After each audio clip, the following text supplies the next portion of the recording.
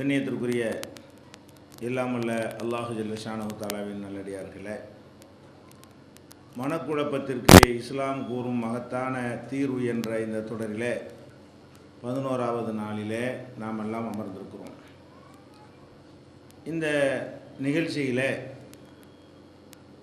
பலவிதமான மனக்குழப்பங்களுக்கு பொதுவாக என்ன மாதிரியான தீர்வுகள் மார்க்கத்தில் சொல்லப்பட்டிருக்கிறது என்பதை பார்த்து வருகிறோம்.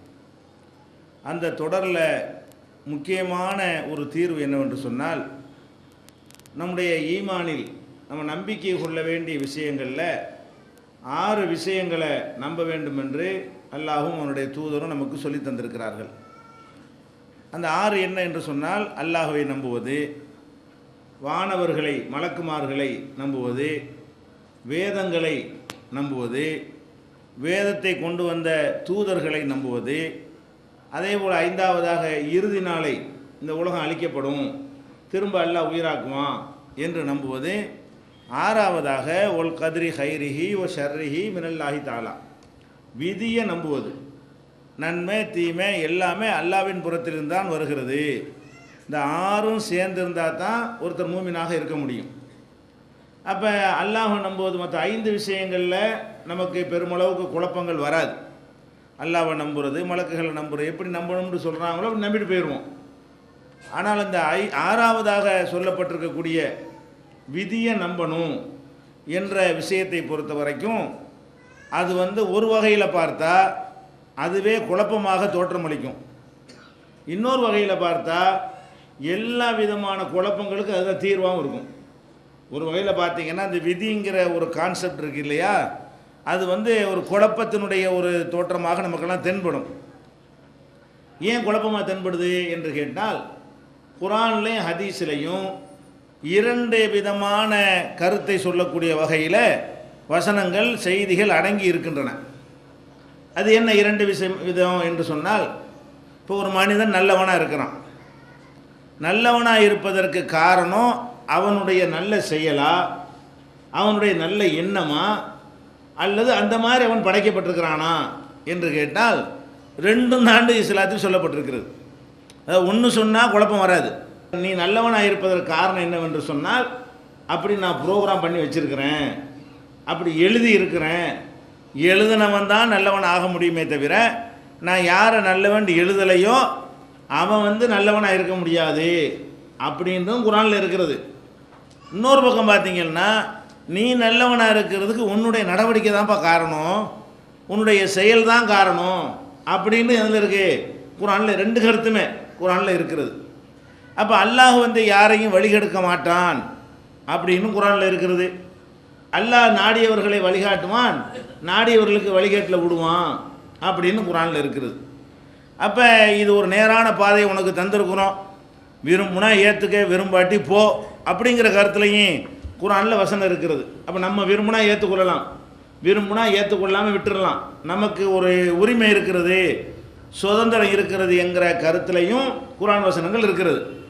அதே நேரத்தில் இன்னொரு பக்கம் பார்த்தீங்கன்னா, கிடையவே கிடையாது, உனக்கு எந்த சுதந்திரம் கிடையாது, நான் நாடுனா தான் நீயே நாட முடியும், நீ நாடுவதை கூட நினைக்கிறத கூட நான் நினைக்குவேன், அப்புறம் தான் நீ நினைக்குவே என்கிற அளவுக்கும் குர்ஆன்லையும் ஹதீஸ்லையும் செய்திகள் இருக்கிறது. அதை விவரமாக நம்ம எடுத்து சொல்லுவோம். அப்போ இதையெல்லாம் பார்க்கக்கூடிய நேரத்தில் 2 ஆன்சரு ஒன்றுக்கு சொல்ல முடியுமா? அப்படி இஸ்லாம் எந்த ஒன்றுக்கும் அப்படி சொன்னது கிடையாது. எல்லாம் தெளிவாக குழப்பம் இல்லாத வகையில் தான் சொல்கிறது. இந்த விதிங்கிற ஒரு கான்செப்ட் வரும்போது மாத்திரம் விதி இருக்குன்னு சொல்கிற மாதிரியும் வசனம் இருக்கிறது. அதெல்லாம் கிடையாது, விதிலாம் கிடையாதுங்க, நம்ம தாங்க செய்கிறோம், நம்ம தப்புக்கு நம்ம தாங்க பொறுப்பாளி. இப்போ நம்மளே பார்க்குறோம், மார்க்கத்தில் நன்மை ஏவுங்கள் தீமையை தடுங்கள்னு இருக்கா இல்லையா?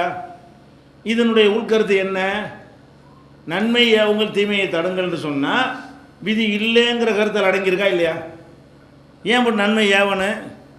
எவன் நேர்வழிக்கு வரணும்னு அல்ல எழுதுனானோ வந்துடுவான், எவன் வரமாட்டான்னு எழுதுனானோ வரமாட்டான். எதுக்கு போய் கத்தனை தேவையில்லாமல் நன்மை எதுக்கு பிடிச்சி ஏவணுங்கிறேன்? விதின்னு ஒன்று இருக்குமே. ஆனால் ஒருத்தன் நல்லவனாக இருக்கிறது விதிப்படி தான், அவன் என்னதான் முயற்சி பண்ணாலும் கெட்டவனாக முடியாது. ஒருத்தன் கெட்டவனாக இருக்கிறது விதிப்படி தான், கெட்டவேண்டு முடிவு செஞ்ச எவனும் நேர்வழிக்கு வரவே முடியாது அப்படிங்கிற விதியை நம்ம ஏற்றுக்கொண்டோமே. ஆனால் அப்போ நம்ம பிரச்சாரம் பண்ண தேவையில்லை. நபிமார்கள் அனுப்பணும், எதுக்கு கூட அனுப்பணும்? எவன் வருமானம் வந்துட போகிறான், ஏன் வரமாட்டான்னு வரமாட்டான். நபியை போட்டு அனுப்பி அடிவாங்க வச்சு பிரச்சனையை உண்டாக்கி இவ்வளவும் செஞ்சதை பார்க்கும் பொழுது விதி இல்லைங்கிற மாதிரி தெரியுதா இல்லையா? இன்னொரு பக்கம் பார்த்தா விதி இருக்குங்கிற மாதிரி தெரியுதா இல்லையா? அதே மாதிரி சொர்க்க நரகம் இருக்குது. சொர்க்க நரகம் எதுக்கு? நானாக தப்பு செஞ்சால் என்னை நரகத்தில் போடணும், நான் எந்த தப்பு செஞ்சாலும் நான் செய்யலையே, அப்படி தான் அவன் எழுதி வச்சிருக்கிறான், எனக்கு எந்த ஒரு ரைட்டும் இல்லையே அப்படின்னு விதியை நம்பணும்னு சொன்னால் சொர்க்கமும் தேவையில்லை, நரகமும் தேவையில்லை. ஏன்? அல்லாஹ் தான் நம்மளை இயக்கிக்கிட்டு இருக்கிறான். நல்லது செஞ்சாலும் நம்மளா செய்யலை, கெட்டது செஞ்சாலும் நம்மளா செய்யலை. இப்படியான கருத்துகளுக்கு மத்தியில் இருக்கிறதுனால இஸ்லாத்துக்கு எதிராக பேசக்கூடிய எல்லாருமே இது ஒன்றை தான் வீட்டை எடுத்து வைப்பாங்க. இஸ்லாத்தை விமர்சிக்கிறவன் இஸ்லாத்தினுடைய கடவுள் கொள்கை, அதனுடைய சட்டத்திட்டம், வேறு எதையும் வாய் திறக்க இயலாது.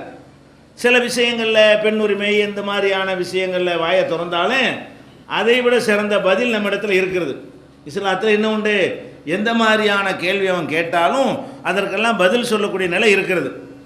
ஆனால் இந்த விதி விஷயம் வரும்போது மாத்திரம் குர்ஆனை விமர்சிக்கக்கூடிய இணையதளங்களில் போய் பார்த்தீங்கன்னா இதை எடுத்து போட்டு முரண்பாடு, இஸ்லாத்தில் முரண்பாடு, அல்லாஹ் நாடு நேர்வழி காட்டுவேங்கிறான், இல்லை நீ தாண்ட நேர்வழிக்கு வருவேங்கிறான், அல்லாஹ் யாரையும் வழிகேட்டில் விடமாட்டாங்கிறான், யாரையும் வழிகேட்டில் நான் தான் விடுறேங்கிறான், இது என்ன, இதான் மார்க்கமா, இதான் உங்களுடைய இறை வேதமா என்றெல்லாம் கூட இணையதளங்களுக்குள்ளே நீங்கள் நுழைஞ்சு பார்த்தால் கூட இந்த விதிங்கிற ஒரு விஷயத்தை எடுத்துக்கொண்டு தான் பெரிய விவாத பிரதிவாதங்களும் இஸ்லாத்தை அது இறைவனுடைய சொல்லு இல்லை, இறை மார்க்கம் இல்லை என்று காட்டுவதற்கும் இதை பயன்படுத்துகிறார்கள். மேலோட்டமாக பார்க்கும் பொழுது அது ஒரு குழப்பத்தை எல்லாத்துக்கும் ஏற்படுத்தும். மேலோட்டமாக பார்க்கும் பொழுது என்ன செய்யும்? ஆமாம், இது விதி இருக்கு நம்புறதா இல்லைன்னு நம்புறதா? இருக்குன்னு நம்புனா இல்லைங்கிற கருத்துள்ள வசனங்களை மறுக்கிற மாதிரி வரும், இல்லைன்னு நம்புனா விதி இருக்குன்னு சொல்லுத அந்த மாதிரியான வசனங்களை எல்லாம் மறுக்கக்கூடிய நிலைமை ஏற்பட்டுரும். இப்போ இதில் எப்படி நம்ம புரிந்து கொள்வது என்பதை அறிந்து கொள்வதற்கு முன்னாடி இது பற்றி சில வசனங்களை உங்களுக்கு தொட்டு காட்டுறோம். குர்ஆன்லேருந்து அப்படி சில வசனங்களை சொல்லி காட்டினால் உங்களுக்கு புரியும். உதாரணமாக 3வது அத்தியாயத்தில் 176வது வசனத்தில் அல்லாஹ் சொல்கிறான்.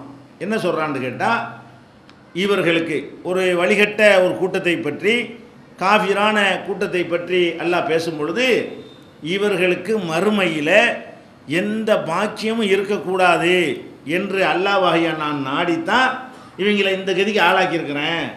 இவங்களை கெட்ட செயலில் நான் விட்டது காரணம் என்னன்னு கேட்டால், நரகத்தில் போடணும் முடிவு செஞ்சுட்டேன். இவங்களை நரகத்தில் போடணுன்னு முடிவு செய்யும் பொழுது அவன் அப்படி தானே செஞ்சாவணும், அப்படி தான் அவன் நடக்கணும், நான் தான் அதை செய்கிறேன்.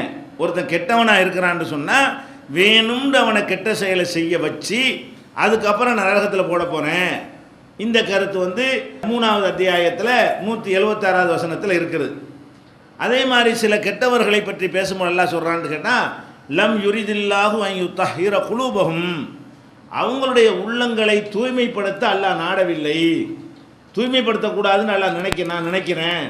அதனால் அவன் என்ன தான் கர்ணம் போட்டாலும் அவன் நல்வழிக்கு வரவே மாட்டான். அப்போ எல்லாமே என் நாட்டப்படி தாங்கிறான்ல. ஒருத்தன் நேர்வழிக்கு வந்தாலும் அவனாக பிளான் பண்ணி உழைத்து முயற்சித்து வர முடியாது. ஒருத்தன் வழிகட்டு போனாலும் அவனாக நினச்சி திட்டமிட்டெல்லாம் வழிகட முடியாது. தலைவிதி அப்படி எழுதி வைத்திருக்கிறேன் என்ற கருத்தை 6:125 ஏன்னா வசனங்களே வாசித்தால் சுபு வரைக்கும் போயிடும், அவ்வளோ வசனங்கள் இருக்கிறது. விதி ஒரு விளக்கம்னு ஒரு நூல் போட்டிருக்கிறோம், அதில் நிறைய வசனங்களை குறிப்பிட்டிருக்கோம், கூடுதலாக தெரிஞ்சுக்கிறங்க. 6:125, 9:55, 9:85, 11:34, 13:11 இந்த வசனங்கள் எல்லாம் என்ன சொல்லுதுன்னா, நான் உங்களுக்கு நேர்வழி கட்ட நாடலை அப்படின்ற கருத்தை சொல்லுகிறது. அப்போ நாடலைன்னா என்ன அர்த்தமாகுது? அவன் வரமாட்டான்னு எழுதி முடிச்சாச்சு. அல்லாவே நேர்வழிக்கு வரமாட்டான்னு நாடி இருக்கும்போது எப்படி வருவான்? அவன் வர முடியாது. அதே மாதிரி நான் யாருக்கு நேர்வழி கொடுக்க நாடுறேனோ அவனுக்கு நேர்வழி காட்டுவேன், யாரை வழி எடுக்க நாடுறேன்னு நான் வழி எடுத்து விட்ருவேன். நான் தான் ரெண்டையும் செய்கிறேன். அல்லாஹ் சொல்கிறான் இன்னொரு இடத்துல எந்த சொல்கிறான்னு கேட்டால், மை யஷையில்லாஹு யுதுலில்ஹு, அல்லாஹ் யாரை நாடுகிறானோ, யார் விஷயத்தில் நாடுகிறானோ அவனை வழிகேட்டில் விட்டு விடுகிறான். ஒமை யஷ, யாரை நாடுகிறானோ யஜ்அல்ஹு அலா சிராத்தி முஸ்தகீம், நேரான பாதையில் அவனை வழி நடத்துகிறான். அப்போ நான் நாடியவர்களுக்கு நேர்வழியில் கொண்டு போகிறேன், நாடியவர்களை தவறான பாதையில் கொண்டு போகிறேன், நீ முயற்சி பண்ணிலாம் நேர்வழிக்கு வர இயலாது அப்படின்னா நமக்கு எந்த சுதந்திரம் இல்லைன்னு விளங்குதா?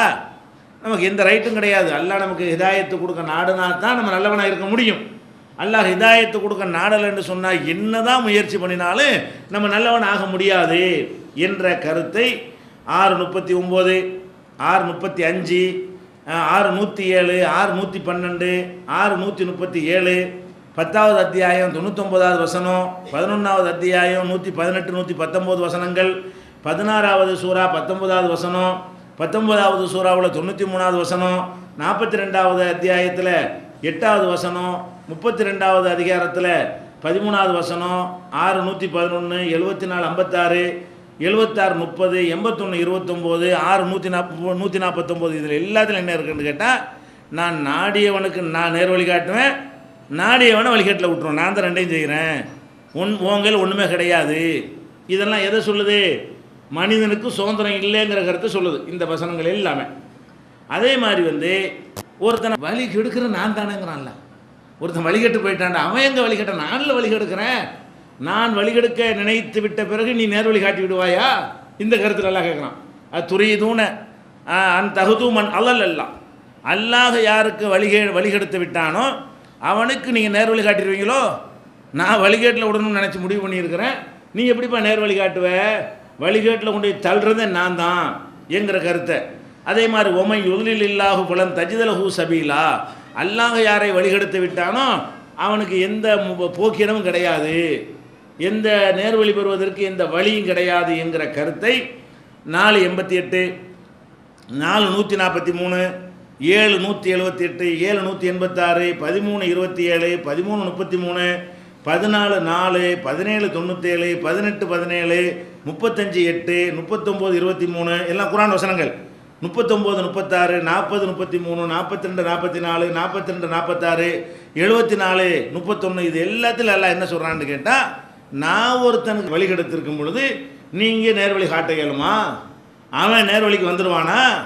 அப்படின்னா என்ன அர்த்தம் வழங்குதுன்னா, எவனுக்கும் அவன் சுதந்திரமாக ஒன்றும் செய்ய முடியாது. அல்லாஹ் நினச்சபடி தான் ஓடிக்கிட்டு இருக்கணுமே தவிர, நம்மளே கெட்ட செயல் செய்ய நினச்சோன்னு வைங்க, அல்லாஹ் செய்ய மாட்டேன்னு எழுதுனான்னு வைங்க, நம்மளால் செய்ய இயலாது. நம்ம நல்ல செயல் செய்ய நினச்சோன்னு வைங்க, அவன் செய்ய மாட்டான்னு அல்ல எழுதிட்டான்னு வைங்க, நமக்கு செய்ய முடியாது. அப்போ நல்லது கெட்டது ஒன்றும் செய்ய நமக்கு ரைட் இல்லைங்கிற கருத்தை இந்த வசனங்கள் சொல்கிறது. அதே மாதிரி சில வசனங்கள் எடுத்து பார்த்தீங்கன்னா முத்திரை இட்டுட்டேங்கிறான். சில ஆட்களுக்கு உள்ளத்தில் சீல் வச்சுவிட்டேன். சீல் வச்சா உடைக்க முடியுமா? சீல் வச்ச ஒரு தாசில்தார் ஒரு அதிகாரி சீல் வச்சுட்டாருன்னு சொன்னால் அதை போய் யாரும் உடைக்க முடியாது. அதே மாதிரி அல்லாஹ் என்ன செய்கிறான்னா, உள்ளத்துக்கு அல்லாஹ் சீல் வைக்கிறான். அல்லாஹ் வச்ச சீலை யாருக்கும் உடைக்கல, சைத்தானுக்கும் உடைக்க முடியாது, உங்களுக்கும் உடைக்க முடியாது. அப்போ அல்லாஹ் என்ன செய்யறான், சில கெட்டவங்களை பற்றி சொல்லும் பொழுது ஹத்தம் அல்லாஹு அலா குலூபிஹிம், அவங்களுடைய உள்ளங்களில் அல்லாஹ் சீல் வச்சுட்டான், முத்திரையிட்டு விட்டான். வா அலா சமைஹிம், செவிகளிலையும் காதலையும் ஒரு சீலை வச்சாச்சு, உள்ளத்துலையும் ஒரு சீலு, காதலையும் ஒரு சீலை வச்சாச்சு. வா அலா அபுசாரிஹிம் கிஷாவத்துன், பார்வையில் ஒரு திரை வேற போட்டாச்சு. நல்லது பார்க்க இயலாது, நல்லது கேட்க இயலாது, நல்லது சிந்திக்க இயலாது, 3 தடையை போட்டுவிட்டேன். அப்போ எப்படி ஈமான் கொள்வாங்கிறான்ல. அவன் ஈமான் கொள்ள நினச்சாலும் நான் தான் மூடி வச்சுவிட்டேன்டா, கண்ணையும் மூடிவிட்டேன், காதையும் மூடிவிட்டேன், கல்வையும் மூடிவிட்டேன், அப்புறம் எங்கே நீ ஈமான் வர்றது என்கிற கருத்துப்பட அல்லாஹ் என்ன செய்கிறான்னு கேட்டால் இப்படி சொல்கிறான். இன்னா ஜால்னா அலா குலூபிஹிம் அக்கின்னத்தன் யஃப்கஹு, உன்னையுமே இவங்க விளங்கக்கூடாது என்பதற்காக வேண்டி அவங்களுடைய உள்ளங்களில் ஒரு மூடியை போட்டு வச்சுருக்கிறேன். இங்கே சீல் வச்சுருக்கேங்கிறான், மூடியை போட்டு வச்சுருக்கிறேங்கிறான்.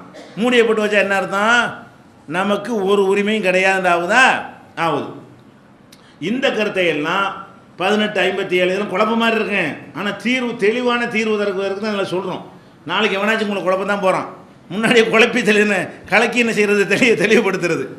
அப்போ 1857, 2/7, 39/6, 47/23, 6/25, 6/46, 7/100, 7/101, 9/87, 9/93, 10/74, 16/108, 17/46, 30/59, 47/16, 63/3, 40/35, 42/24, 45/23 ஆகிய வசனங்களில் சீல் வச்சுட்டேங்கிறான்.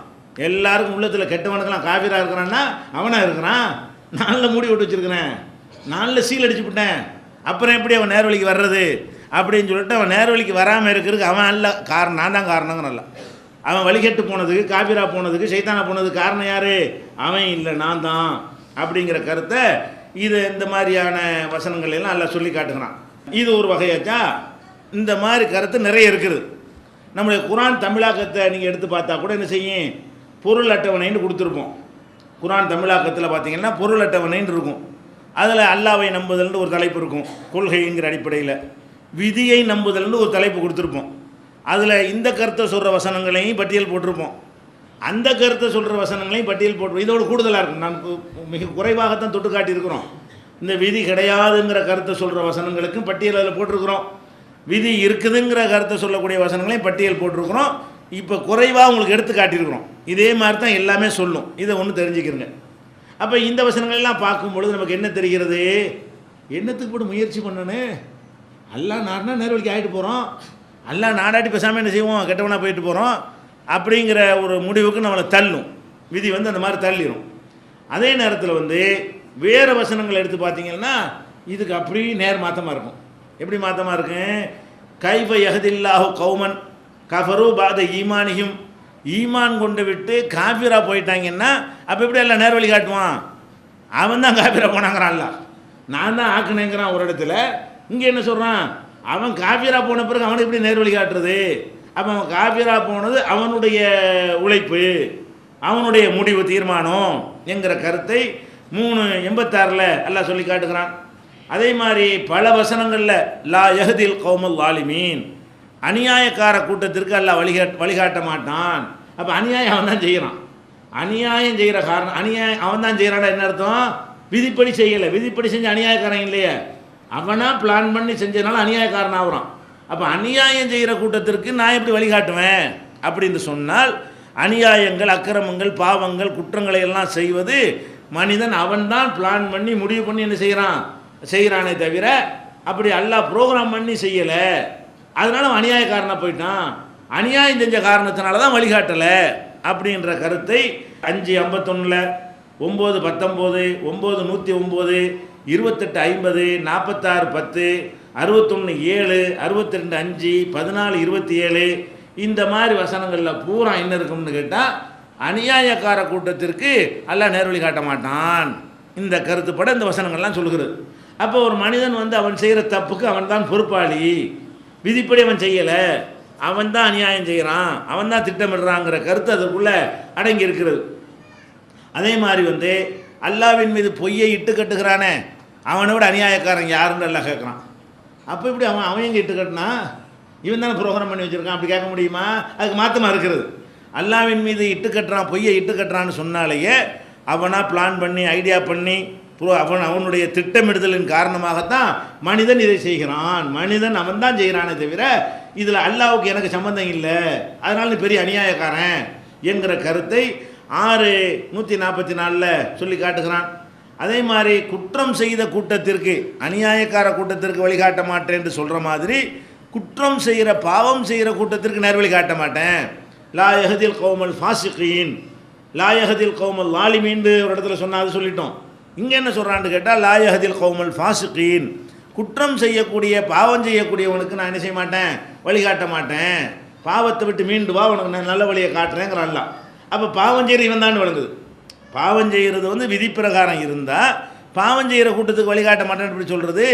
அப்போ பாவத்தை மனுஷன் அவன் தான் பிளான் பண்ணி செய்கிறான் என்கிற கருத்தை 980, 5:108, 9:24, 61:5, 63:6, 2:26, 9:96 இந்த மாதிரி வசனங்கள் எல்லாம் என்ன இருக்கிற காட்சியை பார்க்குறோம்.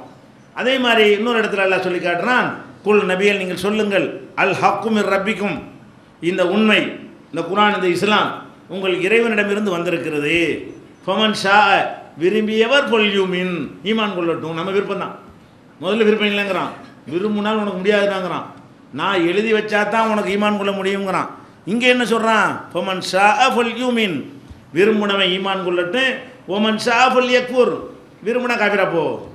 சத்தியத்தை சொல்லியாச்சு உனக்கு, விரும்பினா ஏற்றுக்க, விரும்பாடி தொலைஞ்சு போ அப்படிங்கிற கருத்துப்பட 18:29 எல்லாம் சொல்கிறான். அதே மாதிரி இன்ன ஹாதிஹி ததுக்கிரா, இது ஒரு அறிவுரை.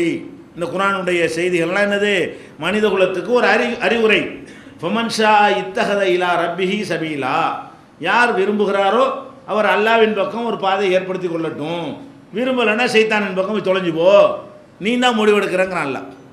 நான் அறிவுரையை சொல்லிவிட்டேன், விளங்கி சிந்திச்சு ஏற்றுக்கிறது உன் வேலை. விரும்பினா அதை ஏற்றுக்க, விரும்பினா அங்கிட்டு பார்க்க போய் சைத்தானோட போய் சேர்ந்துக்க என்கிற மாதிரியான கருத்தை 73:19 சொல்லி காட்டுகிறான். அதே மாதிரி ஃபமன் ஷா தக்கரா, யார் இந்த அறிவுரையை ஏற்றுக்கொள்ள விரும்புகிறாரோ அவர் படிப்பினை பெற்றுக்கொள்ளட்டும் அப்படிங்கிறான். அதே மாதிரி இந்த கருத்தில் ஃபமன் ஷா இத்தகத இலா ரப்பிஹி மஹாபா, விரும்பியவர் இறைவன் பக்கம் ஒரு வழியை ஏற்படுத்தி கொள்ளட்டும். இந்த மாதிரி கருத்துப்பட 18:29, 73:19, 74:55, 80:12, 78:39 ஆகிய வசனங்கள்ல எல்லாம் இந்த கருத்தை சொல்கிறான். உன் இஷ்டம்தான், நீ தான் முஸ்லீமான ஆகுற, நீ தான் காஃபிர் ஆகுற, நீ தான் நல்லவனாகிக்கிற, நீ தான் கெட்டவனாகுற, நீ தான் பாவம் செய்கிற, நீ தான் நன்மை செய்கிற, உன் முடிவுப்பா எல்லாம், உனக்கு ஃப்ரீடம் கொடுத்தாச்சு, உனக்கு சுதந்திரம் கொடுத்தாச்சு என்ற கருத்து இதெல்லாம் இருக்கிறது. அதே மாதிரி பல இடங்களில் சொல்கிறான், ஒமா லரமுனாகும் உலாக்கின் காணும் அம்புசமும் எழுதிமோ, நம்ம அவங்களுக்கு அநியாயமே செய்யலை, அவங்க தனக்கு தானே செஞ்சுக்கிட்டாங்கிறான். பாவம் செஞ்சவனை பற்றி சொல்லும் பொழுது நானாக செஞ்சேன், அவன் தனக்கு தானே அநியாயம் செஞ்சுக்கிட்டான் என்று எல்லாம் என்ன செய்கிறான், பாவம் செஞ்சவர்களுடைய பாவத்திற்கு நான் பொறுப்பு இல்லை, நான் காரணம் இல்லை என்று அவன் விதியை மறுக்கிறான். அல்லவே கிடையாது, நீ தானே பொறுப்பு, உன்னை தண்டிக்கத்தானே செய்வேன் அப்படிங்கிறான். இது 43:76 இருக்கிறது. அதே மாதிரி உமல்லாஹு யுரீது ஸுல்மன் லில் இபாத், எந்த ஒரு அடியானுக்கும் அல்லாஹ் அநீதியை நாடவே மாட்டான். அவனை வழிகட்டில் விடுறது, அவனை பாவியாக்குறது அநீதி தானே, அநியாயத்தை நான் நாடவே மாட்டேன், நான் நேர்மையானவன் அப்படிங்கிற கருத்தையும் அல்லாஹ் இதில் சொல்கிறான். 40:31 வசனத்தில் சொல்லி காட்டுகிறான். அதே மாதிரி மன்கான யுரீது ஹர்தல் ஆஹிரா, யார் மறுமையுடைய விவசாயத்தை விரும்புகிறாரோ நசீது லஹு ஃபி ஹர்திஹி, அந்த விவசாயத்தில் நம்ம என்ன செய்வோம், அதிகப்படுத்தி கொடுப்போம். ஒமன்கான யுரீது ஹர்தத் துன்யா, இந்த உலகத்தினுடைய விவசாயத்தை அவர் விரும்பினாரையானால் நூத்திஹி மின்ஹா, அதை அவருக்கு கொடுப்போம். விருப்பம் அவருக்கு தான், சாய்ஸ் அவருக்கு தான். அதை விரும்பினா அதை தருவேன், இதை விரும்பினா இதை தருவேன், நீ ஒழுங்கானது விரும்பு, நீ நல்லது ஆசைப்படு, நல்லதை முயற்சி பண்ணு என்று இது சொல்லி காட்டுகிறது. அதே மாதிரியான இந்த கருத்துப்பட 9:70, 10:44, 11:101, 16:33, 16:118, 18:49, 18:59, 29:40, 30:9 இந்த வசனங்கள்லாம் சொல்லப்பட்டிருக்கிறது. அதே மாதிரி அவங்கவுங்க செஞ்ச செயலுக்கு அவங்க தான் பொறுப்பாளி என்ற கருத்திலும் குரானில் வசனங்கள் இருக்கிறது. அப்போ இந்த கருத்தையெல்லாம் வச்சு பார்க்கக்கூடிய நேரத்தில் விதி இருக்குன்னு நம்ப வேண்டி இருக்கிறது, அதுவும் குரானில் தான் இருக்குது. நம்ம தாங்க விதி இல்லைங்கிற மாதிரி தாங்க நம்ம செயல்படணும் என்கிற மாதிரி என்ன இருக்குது, நமக்கு ஒரு குழப்பம் ஏற்படுகிறது. இந்த குழப்பம் ஏற்பட்ட உடனே நிறைய பேர் அந்த காலத்துல எல்லாம், நாங்கள்லாம் சிறுவர்களாக படித்து கொண்டிருந்த காலத்தில் என்ன செய்வாங்கன்னா, அந்த தீக்காய் அந்த திராவிட கழகம்லாம் உண்டான காலம், அங்கே என்ன செய்கிறது, இதை சொல்லி தான் ஆளுகளை குழப்புவாங்க. எங்கள் காலத்துலலாம் கொஞ்சம் முதியவர்கள்லாம் கொஞ்சம் மாதிரி பகுத்தறி பேசுவாங்க, எல்லாம் இது தான், என்னடா விதிங்கிறீங்க, அப்புறம் விதி இல்லைங்கிறீங்க, நம்ம தானடா எல்லாம் செய்கிறோம் அப்படின்னு சொல்லிட்டு மார்க்கத்தை விட்டு ஒரு கூட்டம் நினைஞ்சாங்க, திசை மாதிரி போனாங்க. அந்த மாதிரியான நிலைமைக்கெல்லாம் எது காரணமாக இருந்தது என்றால், வேறு ஒரு குறையும் கண்டுபிடிக்க முடியலை. இன்னும் சொல்ல போனால் இந்த முரண்பாடு மாதிரி இருக்கு இல்லையா, இது மாதிரி விஷயம் ரசூல் ஸல்லல்லாஹு அலைஹி வஸல்லம் காலத்திலேயே இது அன்றைக்கி வந்துருச்சு, அது புதுசாக கண்டுபிடிக்கலை. நபிகள் நாயகம் ஸல்லல்லாஹு அலைஹி வஸல்லம் காலத்திலேயே சஹாபாக்கள் என்னஞ்சாங்க, விதியை பற்றி சர்ச்சை பண்ணிக்கிட்டு இருந்தாங்க. ஒரு சாரா என்ன பண்ணாங்க, அதில் நம்ம செயலுக்கு நம்ம தாங்க பொறுப்பாளி, இந்த இருக்குங்க வசனத்தை அள்ளி போடுவார். இப்போ நான் சொன்னேன்ல, அந்த வசனம் தான் ஒரு ஆள் அள்ளி போடுறது, இன்னொருத்தர் என்ன செய்கிறது, இந்த வசனத்தை அள்ளி போடுறது, அதெல்லாம் கிடையாது, விதி தான் எல்லாம், அவரும் ஆதாரத்தை சொல்லுவார். அப்போ அவரும் குர்ஆன் வசனங்கள் அள்ளி போட்டு எல்லாம் விதிப்படி தான் அப்படிம்பாரு. இன்னொருத்தர் அதெல்லாம் கிடையாது, நம்ம தான் எல்லாம் அப்படிம்பார் இன்னொருத்தர். ரெண்டு பேரும் எதை பேசுவாங்க, குர்ஆன் வசனத்தை சொல்லி பேசுவாங்க. அப்போ வசனத்தோடு வசனத்தை மோத விடுவார்கள்.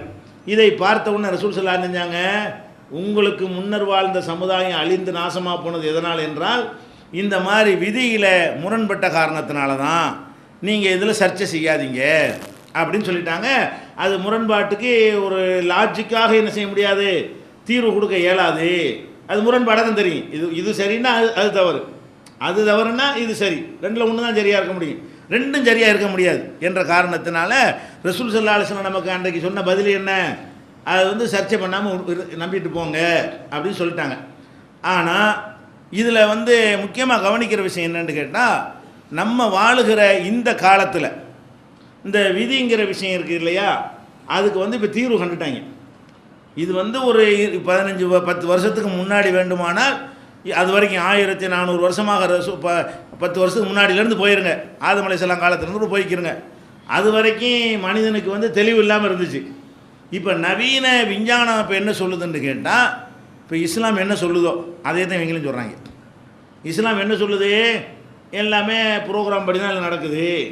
உனக்கு உன்னை என்னை கெட்டவன்னா அது மாதிரி சில ஏற்பாடு நான் பண்ணி வச்சுருக்கிறேன், உன்னால் மீற முடியாது அப்படின்னு சொல்லுது. அப்போ நல்ல வேண்டாம் அது மாதிரி உனக்கு ப்ரோக்ராம் பண்ணியிருக்கிறேன், மீற முடியாதுன்னு சொல்லுது. அதே இஸ்லாம் என்ன சொல்லுது, நீ ஒழுங்காக நட இல்லை தண்டிப்பேன், நீ ஒழுங்காக நல்லவனாக மாறு, கெட்ட செயலை விடு, நல்ல செயலை செய்யின்னு நம்ம பக்கம் தள்ளுது பந்தை.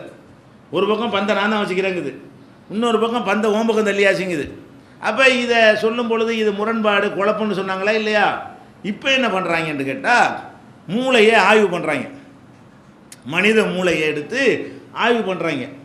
ஆய்வு பண்ணும் பொழுது மூளை வந்து பலதரப்பட்ட மூளைகள் இருக்கிறது. எல்லாருடைய மூளையும் ஒரே மாதிரியாக இருக்காது. எப்படி நம்ம தோற்றத்திலே ஒருத்தருக்கு ஒருத்தர் இவ்வளோ வித்தியாசம் இருக்கா இல்லையா?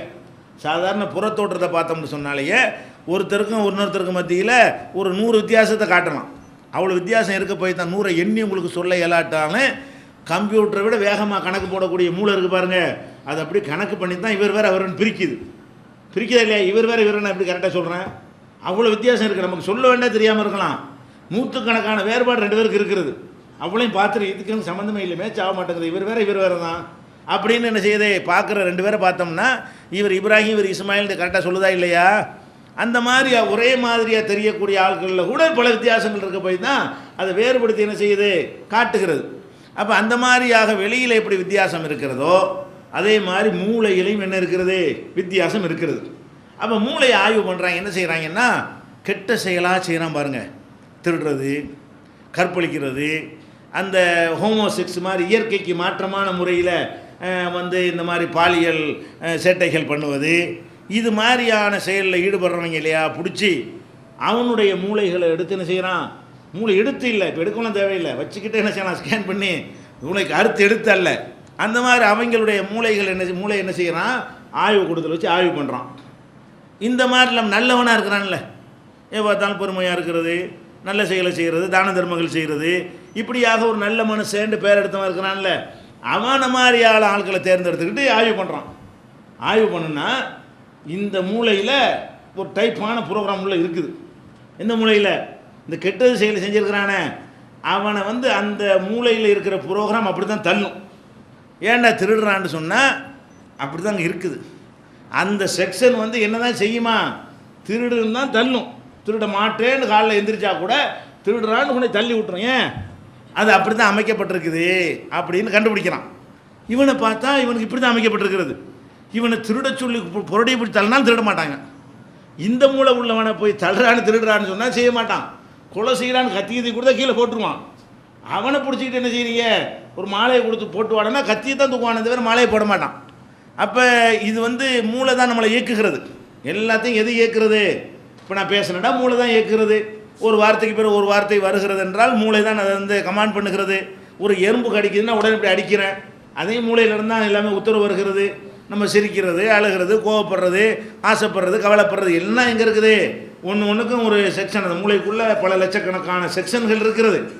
அதில் வந்து இந்த தீமை நன்மையை செய்கிற அந்த செக்ஷன் எடுத்து பார்த்தீங்கன்னு சொன்னால் அதில் யாருடைய மூளையில் இது மாதிரியான வித்தியாசமான ப்ரோக்ராம்கள் அமைக்கப்பட்டு இருக்கிறதோ அவன்லாம் இந்த மாதிரி கெட்ட செயலில் போய்கிட்டே இருக்கிறான். அவன் அதை செய்கிறது இல்லை, அவன்கிட்ட உள்ள ப்ரோக்ராம் தான் அதை செய்கிறது என்று அனைத்து மனிதர்களுடைய அனைத்துன நல்லவன் கெட்டவன் அந்த மனிதர்கள்லேருந்து சிலரை தேர்வு செய்து அந்த பலருடைய மூளைகளை வந்து வரைபடமாக ஆக்கி அதனுடைய ஒவ்வொரு அக்கு வேற ஆணி வேற அலசி பார்க்கும் பொழுது இந்த மூளைக்கும் அந்த மூளைக்கும் டிஃப்ரெண்ட் இருக்கிறது. அப்போ என்ன சொல்ல வர்றான்னு கேட்டால், ப்ரோக்ராம் படி தான் இவன் இயங்குறான், இவனா இயங்கலை அப்படின்னு சொல்லிடுறான். இன்னும் சொல்கிறான். இப்போ என்ன சொல்கிறான்னு கேட்டால், கண்டுபிடிச்சி ஒரு காலம் கிட்டத்தில் வரப்போகிறது. என்ன வரப்போதான், ஒருத்தன் கொலை செஞ்சுட்டான் உடனே நீதிமன்றத்தில் நிப்பாட்டுவாங்க. நான் ஒரு ஆளை கொலை பண்ணிட்டேன்னு வைங்களேன், நான் கொலை செஞ்சிட்டதாக என்ன செய்கிறான், கோர்ட்டில் ஒன்று நிப்பாட்டி எனக்கு தண்டிக்கிறேன்னு பேசுவாங்க. அப்போ மனுஷன் என்ன செய்வான், கொலை செஞ்சவன் அவனுடைய மூளை இருக்குல்ல, அதனுடைய வரைபடம் இருக்கு இல்லையா, அந்த ஸ்கேனர் ரிப்போர்ட்லாம் எடுத்துகிட்டு போய் கோர்ட்டில் போடுவான். நான் எங்கடா செஞ்சேன், இப்படி தான் ப்ரோக்ராம் இருக்குது, என்னை போய் தண்டிக்க போகிறேன், நானா செஞ்சேன், நானே பிளான் பண்ணினேன், நான் செஞ்சாலும் முடியாது, எனக்கு சக்தியே இல்லையே, அந்த மாதிரி எழுதி இருக்கும் பொழுது நான் அது இயற்கையாக அப்படி எனக்கு அமைஞ்சிருக்கும் பொழுது என்னை எப்படி நீ கொலகாரன்னு சொல்லுவ என்று மனிதன் அவனுடைய மூளையின் வரைபடத்தையே கொண்டு வந்து அவனுடைய தீய செயலுக்கு முட்டு கொடுக்குற சாட்சியாக நிப்பாட்டுகிற காலம் தொலைவில் இல்லை. அந்த அளவுக்கு டெக்னாலஜி இப்போ வளர்ந்து போச்சு. வளர்ந்துருச்சா? வளர்ந்துட்டு அவனே என்ன சொல்கிறான்னு கேட்டால், ஆனால் இது வந்து ஒரு குழப்பமான ஒரு விஷயம், இப்படி தான் இருக்குது. இதை கண்டுபிடிச்சான்ல இந்த விஞ்ஞானிகள்லாம் சேர்ந்து, அந்த விஞ்ஞானியுடைய அப்பனை ஒருத்தன் கொலை பண்ணிவிட்டான். இந்த விஞ்ஞானிகள்லாம் இருக்கானுங்க, இந்த விஞ்ஞானிகளுடைய அப்பனை பிடிச்சி ஒரு அப்பமாரோட என்ன செய்தான், கொலை பண்ணிவிட்டான்னு வைங்க. அவனை விட்டு விடுங்கள், அவனா செய்தான், அதான் ரிப்போர்ட்டு. உங்கள் ரிப்போர்ட் இப்படி தானே சொல்லுது, அவனை தண்டிக்காதீர்கள் அப்படின்னு சொல்லுவான். அதெல்லாம் நாங்கள் தண்டிக்க தான் செய்வோம், நாங்கள் வழக்கு போட தான் செய்வோம். இவன் தான் செஞ்சான், ஆனால் இவன் செய்யலை. விஞ்ஞானி இப்போ சொல்கிறான், இவன் தான் அந்த கொலையை செஞ்சான், ஆனால் இவன் செய்யலை. வரும் வராது மாதிரி தான் என்ன அப்படி சொல்கிறாங்க. அது வேடிக்கையாக தமாசா நீங்கள் சொல்லுவீங்க. இந்த விதி விஷயத்துக்கு நெசமாகவே ஜோக்கா சொல்கிறான். எப்படி சொல்கிறான்? இவன் தான் அந்த செயலை செய்கிறான், ஆனால் இவன் செய்யவில்லை. இவன் செய்கிறான்னு தான் நாங்கள் தண்டனை கொடுப்போம். ப்ரோக்ராம் இவன் செய்யலைன்னு தான் இருக்குது. எப்படி இருக்கு? ப்ரோக்ராம் படி இவன் செய்யலை. இவன் ஏன்டா தான தர்மம் செய்ய? அப்படி அவன் எப்படி சொல்கிறான்னா, நம்ம பார்வையில் அதை எடுத்துக்கிறீங்களா? அவன் ஒரு உதாரணம். ஒருத்தன் ஒசாமா பின் லாடன் மாதிரி போகிறான் என்றால், ஒருத்தன் வந்து மதர் தெரசா மாதிரி போகிறான்னு சொன்னால் அவன் கிடையாது. மதர் தெரசாவுடைய மூளை அமைப்பும் ஒசாமா பின் லாடனுடைய மூளை அமைப்புமே டிஃப்ரெண்ட்டாக இருக்கிறது. அந்த அமைப்புக்கு அப்படி தான் செயல்பட முடியும், இந்த அமைப்புக்கு இப்படி தான் செயல்பட முடியும் அப்படின்னு சொன்னால் அவள் வித்தியாசம் இல்லைன்னு வழங்க. இந்த ஆதாரம், இதுக்குரிய பேப்பர் ஆதாரங்கள்லாம் தேவைன்னு சொன்னால் விதி ஒரு விளக்கத்தில் கொடுத்துருக்குறோம்.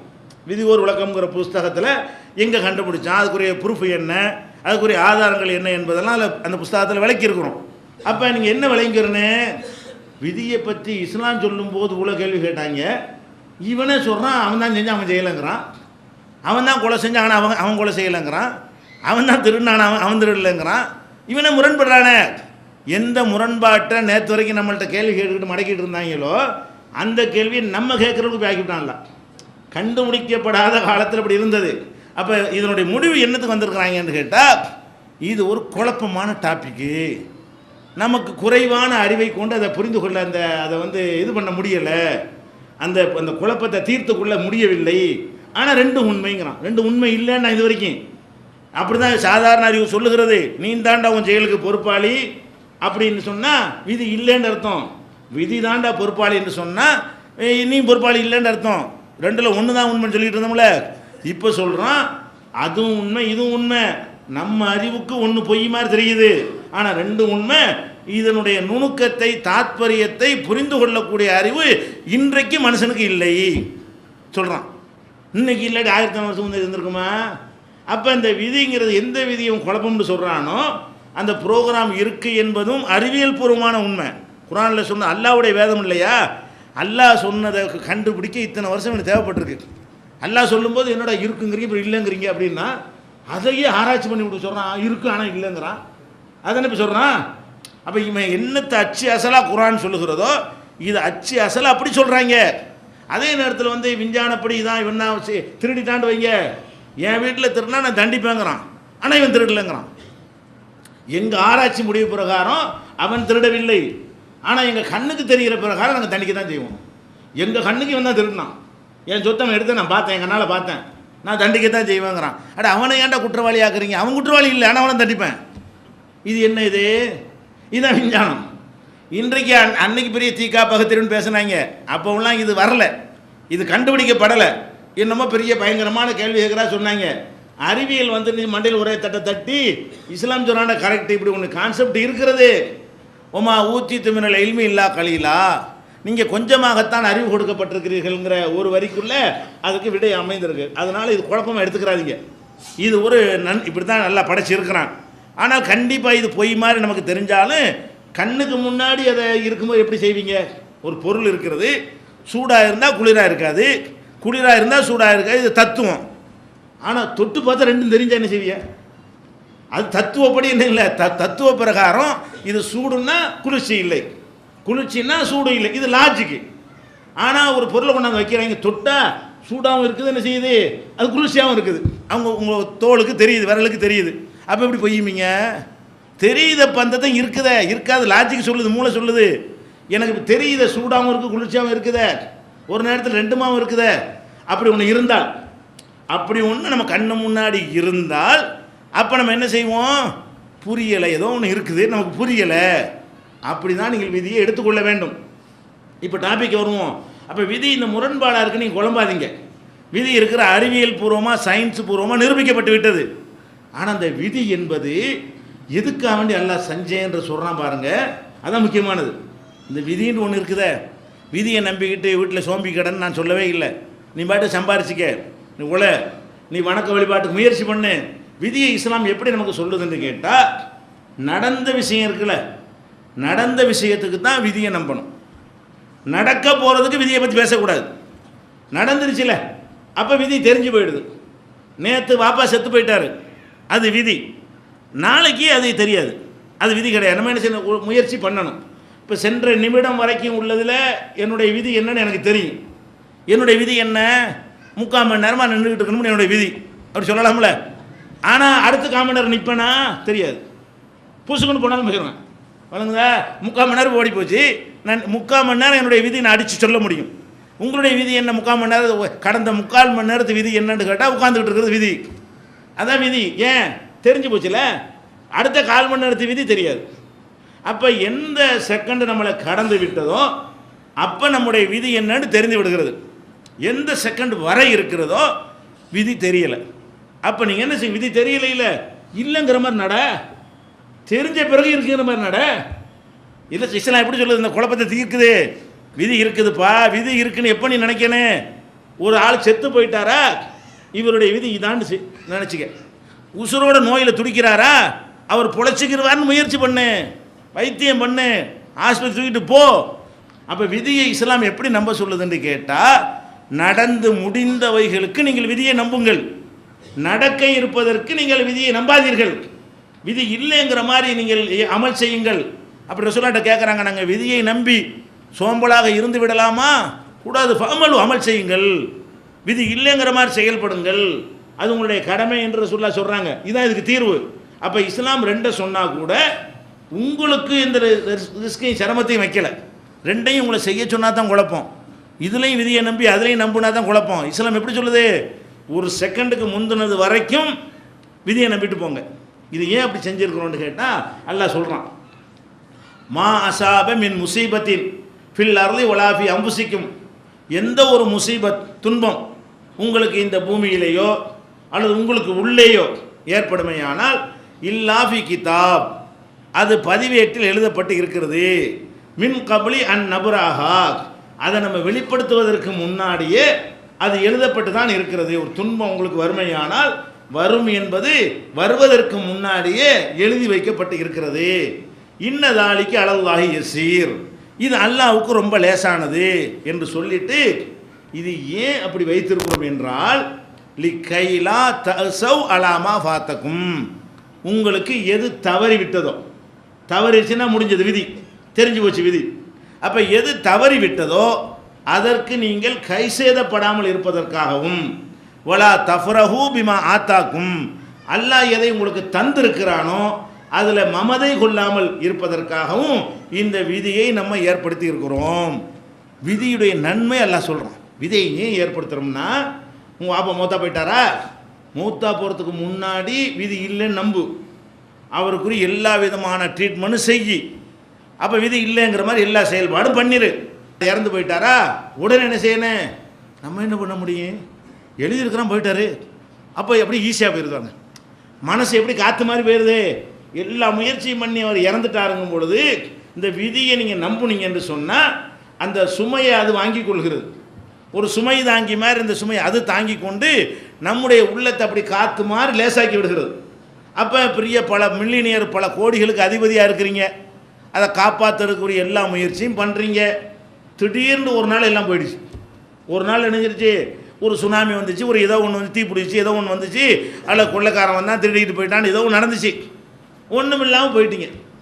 இப்போ போனால் என்ன ஆகும்? போயிடுச்சே அதோட மண்டல் ஆயிடுவான்.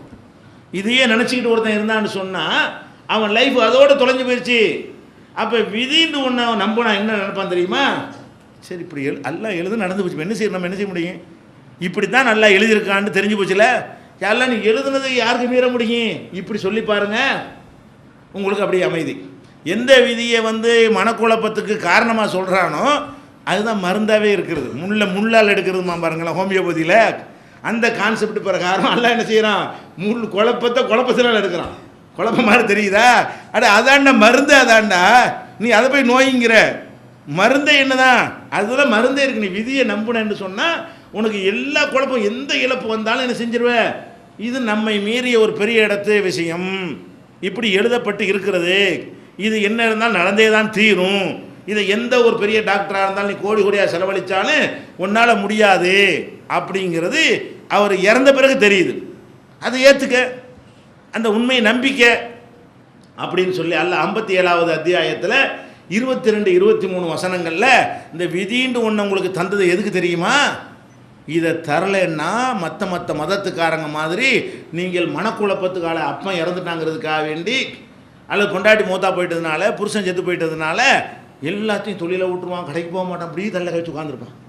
ஒரு நாளைக்கு வந்தால் சரி, 2 நாளைக்கு உட்காந்தா சரி, மாதக்கணக்கில் உட்காந்தா அது வாழ்க்கையாது, அப்புறம் நிம்மதி இருக்குமா அவனுக்கு? ஆனால் இஸ்லாத்தை ஒருத்தன் ஏற்றுக்கொண்டு விதியை நம்பினான்னு வைங்க, ஒரு நாளைக்கு அந்த கவலை இருக்குது. 3 நாள் இஸ்லாம் லிமிட் பண்ணுது, 3 நாளைக்கு கவலைப்படலாம். 3 நாளைக்கு கவலைப்படு, 4வது நாள் எதிர்ச்சிக்கிட்டு என்ன செய்யணும், பழையபடி கடைக்கு போகணும், தொழிலுக்கு போகணும், அப்படி போய்கிட்டு இருக்கணையே. இந்த விதி நம்பிக்கை நம்மளை அந்த மாதிரி ஆக்கிவிடும்.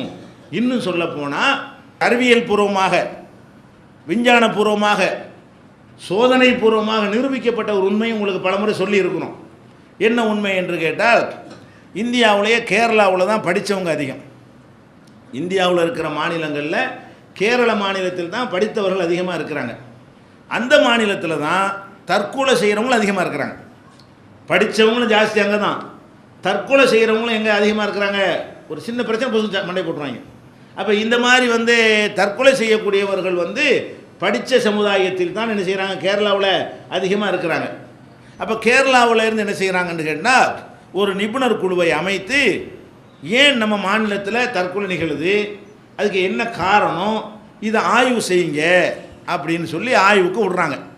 அந்த ஆய்வில் எப்படி ஆய்வு செய்கிறாங்கன்னு கேட்டால், ஒரு ஆய்வு செய்கிறாங்க புள்ளி விவரங்களை பிரித்து எடுக்கணும். சும்மா தற்கொலை செஞ்சாங்கன்னு மட்டும் எடுக்கக்கூடாது, மொத்த தற்கொலை எவ்வளவு அதை எடுப்பாங்க. அடுத்து என்ன செய்வான்னா, ஆம்பளையில் தற்கொலை செஞ்சவங்க எத்தனை, பொம்பளையில் எத்தனை, அப்படி பிரிப்பான்.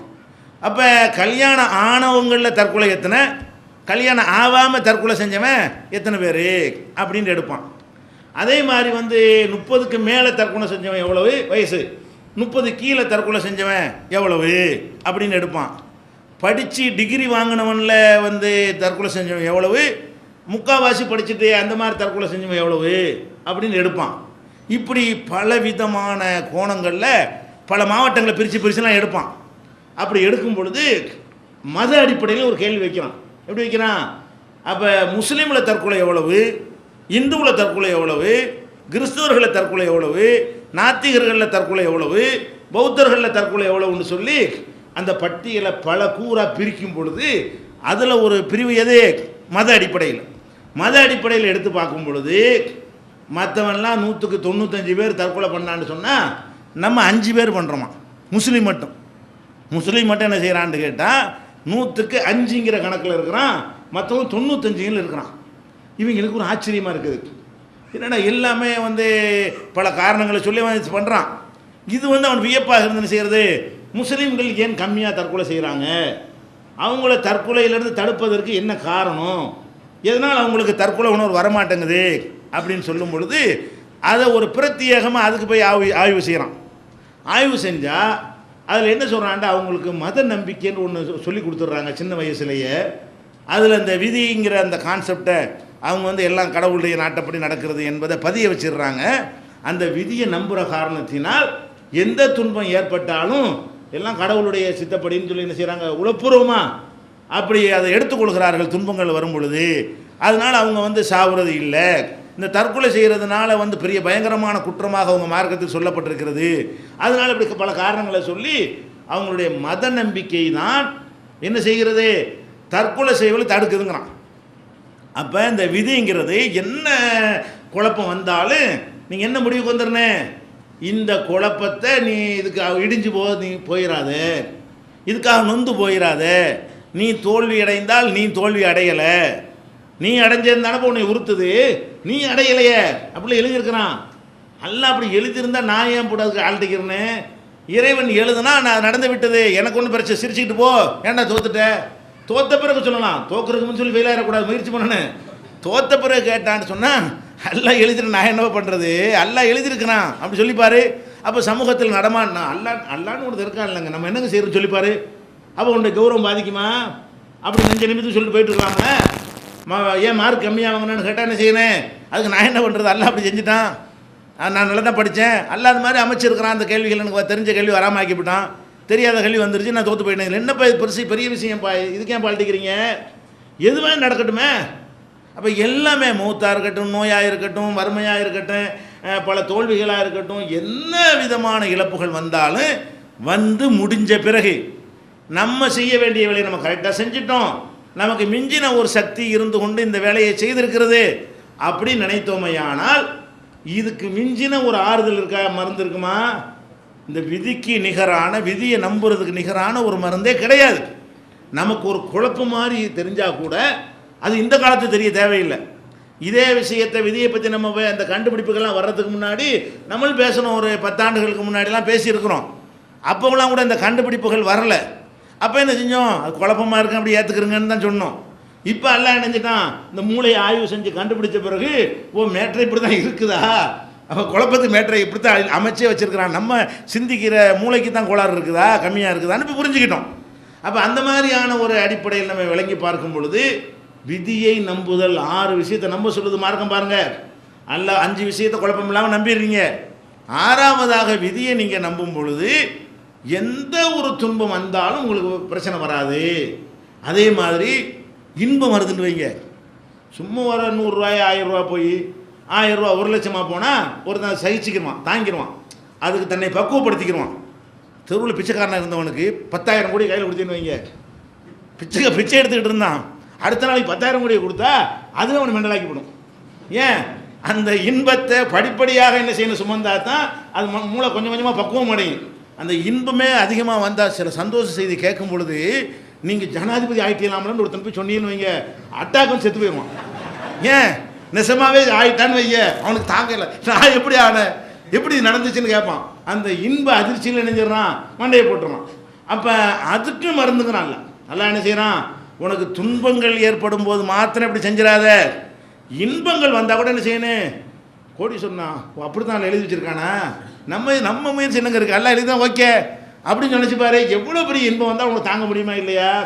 பிச்சைக்காரன் கோடீஸ்வரனா போனால் கூட அவன் என்ன நினைக்கணும், சரி நம்ம பிச்சைக்காரனாக இருக்கிறோம், நம்ம கோடீஸ்வரனா ப்ரோக்ராம் நம்ம என்ன பண்ண ஒன்றுமே பண்ணலை, எல்லாம் அப்படி எழுதி வச்சுருந்தா ஓகே விடு இப்படி நினச்சி பார்த்தோம்னு சொன்னால் அப்போ இன்பம் 2 அல்லா சொல்கிறான். அப்படி சொல்கிறான், லி கைலா தசவ் அலாமா ஃபாத்தக்கும், உங்களுக்கு ஏற்பட்ட துன்பங்களுக்கு நீங்கள் கை சேதப்படக்கூடாது என்பதற்காகவும், வலா தஃப்ரஹூ பிமா ஆத்தாக்கும், அவன் உங்களுக்கு தந்திருக்கிறானே அதில் நீங்கள் மமதை கொள்ளாமல் இருப்பதற்கு. மமதை வந்தால், மண்டக்கணம் வந்தால் அதுவும் ஹார்ட் அட்டாக் தான், அதுவும் மனசுக்கு பெரிய அதிர்ச்சியை குழப்பத்தை ஏற்படுத்தி தீரும்.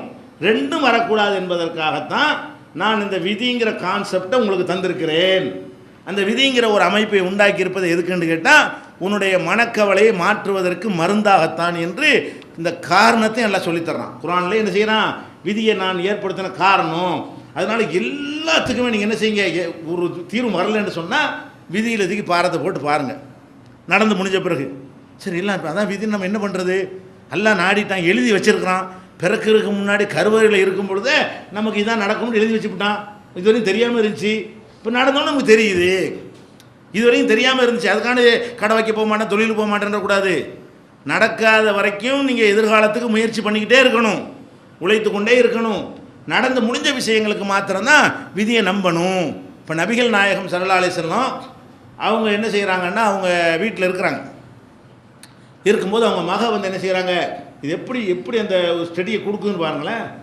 அவங்க மக என்ன செய்கிறாங்கன்னா கூப்பிட விட்றாங்க, ஜெய்னபு கூப்பிட விட்றாங்க. எப்படி கூப்பிட விட்றாங்க, உங்கள் பேத்தி சக்கராத்தில் துடிக்குது, நீங்கள் உடனே ஆகணும் அப்படின்னு சொல்லி, பேத்திக்கு உடம்பு ஒரு சீரியஸ் கண்டிஷன்.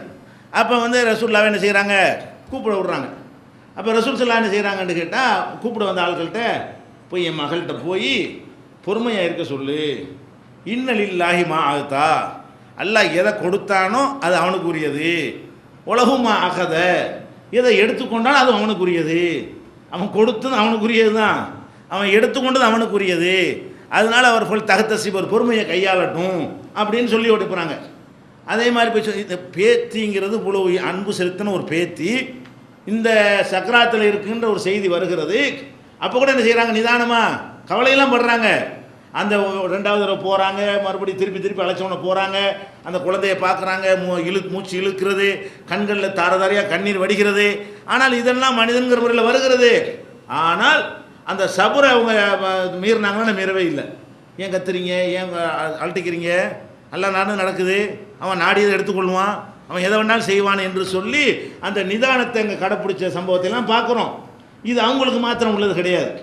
இந்த மாதிரி நாமும் நம்பினோமே ஆனால் நம்மளுக்கு என்ன செய்யும், இதே மாதிரியான ஒரு உறுதிப்பாட்டை இந்த விதியின் மீது உள்ள நம்பிக்கை ஏற்படுத்தும். அதனால் விதியை நம்புதல் என்பதில் இந்த குழப்பத்தை யாராவது உண்டாக்குவார்களே ஆனால் அது சயின்டிஃபிக்கான முடிவுடான்னு சொல்லுங்கள். விதியில் குழப்பம் இருந்தான்னா நீ மத அடிப்படையில் கேட்குறியா அறிவியல் பூர்வமாக கேட்குறியான்னு கேளுங்க. மத அடிப்படையில் கேட்டீங்கன்னு சொன்னால் எல்லா மதத்துலையும் விதி இருக்கிறது. நம்ம மதம் மாதிரி தெளிவாக இல்லையே தவிர எல்லாம் ஈசஞ்செயல் தலைவிதி எல்லாமே என்ன இருக்கிறது, இருக்கத்தான் செய்கிறது. நீ அறிவியல் பூர்வமாக கேட்டீங்கன்னா உனக்கு அறிவியல் இன்னொருக்கா படிச்சுட்டு வா, உன் அறிவியல் தான் இருக்கிறது. இன்றைக்கு உள்ள அறிவியல் என்ன இருக்கிறது, எது நடந்தாலும் அந்த மனிதனுடைய மூளை அமைப்பின்படி தான் மனிதன் செயல்படுகிறான். அவனை மீறி ஒரு சக்தி அவனை இயக்கி கொண்டு இருக்கிறது, அதனால் அவனுக்கு ப்ரோக்ராமாக அமைக்கப்பட்டிருக்கிறது என்று இப்போ கண்டுபிடிச்சிருக்கிறான். அப்போ அதன் அடிப்படையில் பார்த்தோம்னா கேள்வி கேட்க இயலாது. அப்போ நம்ம தெளிவாகிடுறோம். இந்த மாதிரியான ஒரு குழப்பமான நிலையில் தான் நல்லா இதை படித்து வச்சுருக்கிறான், நம்ம குழம்ப தேவையில்லை. அதே நேரத்தில் அதில் ஒரு நன்மையை அடைஞ்சு கொள்கிறோம். இந்த தற்கொலை கம்மியாக இருக்கிற சமுதாயமாக இருக்கிறோம். நம்மளை மாதிரி இந்த மாதிரி ஒரு மூத்து விட்டு போனால் உங்களுக்கு தெரியுங்க, மூத்து விட்டு போனீங்கன்னா மண்ணை வாரி வீசிக்கிட்டு அந்த அவங்கள தாங்க முடியாமல் என்னவெல்லாம் பண்ணுறாங்கன்னு பார்த்துருக்கிறீங்களா? தலையை விரித்து போட்டுக்கிட்டு முஸ்லீம் மூத்துக்கு போனாலும் பொம்பளை, இதே பொம்பளை, அதுவும் பொம்பளை தானே. இந்த மாதிரி தலைவரி கோலமாக வந்துக்கிட்டு ஒப்பாரி வைக்கிறதெல்லாம் பார்க்குறோமா? இல்லை. வேறு சமுதாயத்துக்கு போனீங்கன்னா கட்டி புரடுறது என்ன, அடிக்கணும் இப்படி மண்டையை அடிச்சுக்கிறது என்ன, போய் செவத்தில் முட்டுறது என்ன, மண்டை உடையும். அந்த துன்பத்தை தாங்க முடியாமல் கடவுளை திட்டுறது என்ன, அந்த மாதிரி எல்லாம் எல்லாத்தையும் போட்டு இது பண்ணுறதுலாம் அதுதான் என்ன இருக்கு. ராசா நீ போயிட்டா நான் என்ன செய்வேன், எனக்கு யார் இருக்கிறா, நான் அப்படின்லாம் நினைப்பாங்க. ஒரு முஸ்லீமுக்கு அப்படி நம்ம நினைக்கிறோமா யாராவது? அதிகபட்சமாக கொஞ்சம் ஒப்பாரி வைப்பாங்களே தவிர இந்த வேறு மதத்துக்காரங்க பண்ணுறக்கூடிய இந்த மாதிரியான சேட்டைகள்லாம் ஒன்றுமே இருக்காது. ரொம்ப அசால்ட்டாக என்ன செய்கிறாங்க, கொஞ்சம் ஒப்பாரி வேண்டாம், அது கூடாது. மார்க்கத்தில் தௌஹீது கொள்கையில் இருக்கிறவங்க ஒப்பாரி வைக்க மாட்டாங்க. அது இல்லாத கொஞ்சம் லேசாக ஒப்பாரி வச்சுருவாங்களே தவிர மண்டையை உடைச்சிக்கிறது அந்த மாதிரிலாம் செய்ய மாட்டாங்க. நார்மல் ஒடியாந்துடுறோம். அப்போ நம்மளை ஓரளவுக்கு அல்லாவுடைய கிஃப்டாக இந்த விதிங்கிற நம்பிக்கை எல்லாம் தந்திருக்கிறான். இது அனைத்துக்கும் ஒரு அருமருந்தாக இருக்குங்கிறத புரிந்து கொண்டீர்களே ஆனால் பெரும்பாலான மனக்குழப்பம் தீர்ந்துவிடும். இனி இது பொதுவான மருந்துகள், பொதுவாக விதியை மனக்குழப்பத்திற்கான மருந்துகள். இனி ஒவ்வொரு விஷயமாக நம்ம என்ன செய்யணும், நாளையிலிருந்து எடுத்துக்கொள்கிறோம். நோய் என்றால் அதை எப்படி ஃபேஸ் பண்ணுவது, வறுமை என்றால் எப்படி, இப்படி ஒவ்வொரு தோல்வி என்றால் எப்படி, எல்லாத்தையும் தனித்தனியாக மார்க்கத்தில் என்ன செய்கிறது, அதை தனித்தனியான ட்ரீட்மெண்ட்டும் மார்க்கத்தில் சொல்லப்பட்டிருக்கிறது. அந்த விஷயங்களை இன்ஷா அல்லாஹ் என்ன செய்வோம், நாளையிலிருந்து பார்ப்போம். அஸ்ஸலாமு அலைக்கும். குல் ஹுவல்லாஹு அஹத் அல்லாஹுஸ் ஸமத் லம் யலித் வலம் யூலத் வலம் யகுல் லஹு குஃபுவன் அஹத்.